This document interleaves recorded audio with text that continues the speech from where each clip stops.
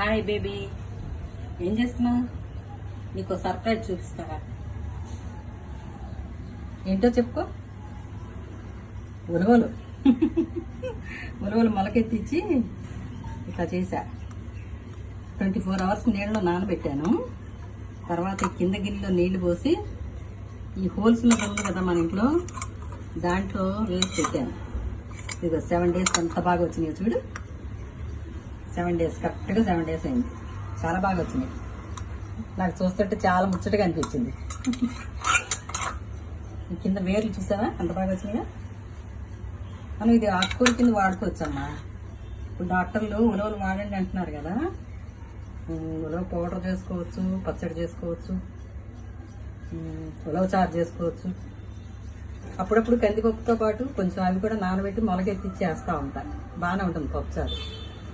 ఇదేమో 1 రోజులు వచ్చింది ఇలాగా. ఇప్పుడు ఈ ఆకుకూర కింద వాడతాను అనమాట. ఇంత బాగా వచ్చింది కదా. 7 రోజులకి వచ్చింది ఇది. ఇదేమో 5 days అయిందమ్మా. కొంచెం పెద్ద గిన్నెలో పెట్టాను. ఇట్లాగా చూడు, వేర్లే బాగా వచ్చింది. ఇదేమో 5 days అయింది అనమాట. కింద గిన్నెలో నీళ్లు పోసి పెట్టాలి. నీకు తెలుసుగా, ఇప్పుడు అందరూ చూస్తూనే ఉన్నారు. నువ్వు హ్యాపీ ఫీల్ అవుతావని చూపిస్తున్నా. ఓకేనా? నువ్వు కూడా చెయ్యి.